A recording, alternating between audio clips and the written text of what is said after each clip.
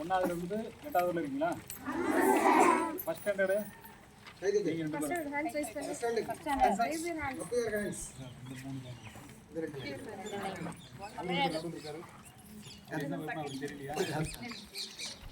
Second standard இது ரெண்டா? ஆமா. நீங்க ரோட்ல வரீங்கல்ல, உங்களுக்கு நம்ம வரும்போது எந்த திசையில் நடந்து வருவீங்க? சொல்லுங்க, தமிழ்ல சொல்லு.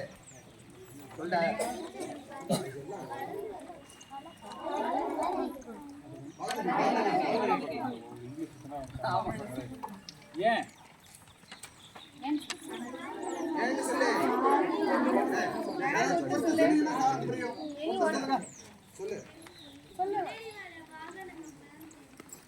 முன்னாடி ஒரு வாகனம் தெரியும்.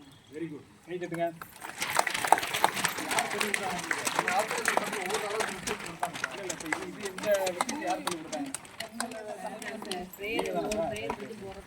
அதாவது எனக்கு சின்ன பையனாக இருக்கும்போது எனக்கு ஒரு எங்களுக்கு இருந்தார் தலைமை ஆசிரியர் 5வது படிக்கும்போது துவக்கப்பள்ளி தான், அவர் சொல்லிக் கொடுத்தது நான்.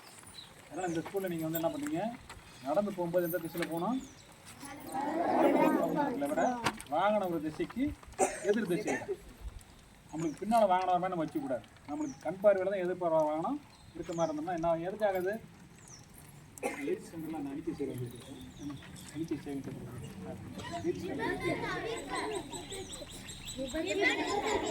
விபத்தில் தவிர்க்கலாம். ரைட்டு. அணிக்கை செயல்ன்றது எயிட் சென்டரில் இல்லை. அணிக்கை செயல்னு கேள்விப்பட்டீங்களா? அணிக்கை செயல்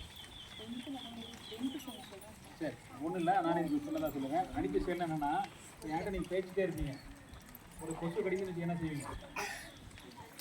தட்டி விடுவீங்க. வேறு ஏதாவது ஒரு அடிப்பு வந்துன்னா அது லைட்டாக அப்படி இது பண்ணிட்டு இருக்கோம்.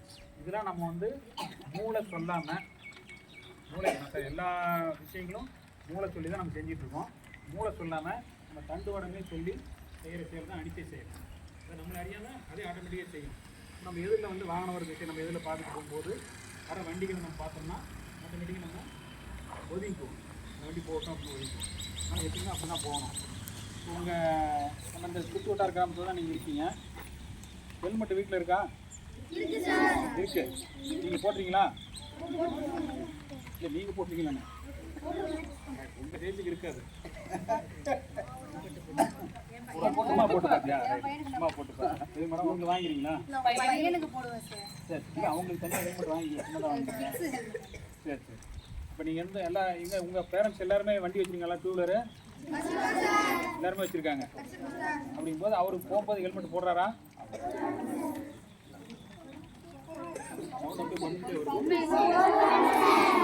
சொல்லக்கூடாது. கை தூக்கு பார்க்கலாம். எங்கள் அப்பா ஹெல்மெட் போடுவார். அதுதான் கை தூக்கி ஹெல்மெட் என்ன கலரு? Very good. அவர் போட்டவங்களுக்கு எங்களுடைய பாராட்டு. போட்டு இல்லைனாலும் இன்றைக்கே நீங்கள் வீட்டில் போய் எங்கள் அப்பாவோ இல்லை அம்மாவோ வண்டி எடுத்து வெளில கிளம்பும்போது ஹெல்மெட் அவங்க போடலைன்னா கிடுக்கிடும் தூக்கிட்டு போய் ஹெல்மெட்டை போட்டுங்க. ஏன் ஹெல்மெட் போட சொல்கிறோம்? தலையில் அடிப்பட்டா ரத்தம் போயிடும். ரத்தம் போன உடனே உயிரில் போயிருக்கிறதுக்கு வாய்ப்பு இருக்குது. நம்மளுக்கு அப்பா அம்மா இறந்து போயிட்டாங்கன்னா இப்படி நம்ம இது பண்ணுறது அவங்களோட இதில் தான் நம்ம சப்போர்ட்டில் தான் இருப்போம். அதனால் அவங்க நீங்கள் உங்களுடைய தேவை எனக்கு தேவைப்பா, நான் ஒரு ஸ்டேஜுக்கு பெரிய ஆளாக வரவர்களும் உங்களுடைய எனக்கு தேவை, உங்கள் உயிர் எனக்கு தேவை அப்படின்னு சொல்லிட்டு கிட்டக்கிட்டு போய் நீங்களே ஹெல்மெட்டை அவங்களுக்கு போட்டுக்கலாமா? சொல்லுங்க. பார்த்தீங்கன்னா நம்ம பழையக்கூரில் இருந்து வர எல்லா வண்டியிலும் ஹெல்மெட்டை போட்டுருக்கோம். அது உங்கள்கிட்ட தான் இருக்குது. நீங்கள் தான் வந்து உங்கள் அப்பாவை இனிமேல் ஹெல்மெட்டு போட சொல்லணும். இந்த நோட்டீஸை கொண்டு போய் எங்கள் அப்பாட்டையும் அம்மாட்டையும் கொடுத்து அவங்கள படிக்க சொல்லுங்கள். படித்து பார்க்க சொல்லுங்கள். நீங்களும் படிங்க, உங்கள் ஃப்ரெண்ட்ஸ்கிட்டையும் சொல்லுங்கள். சொல்லாமல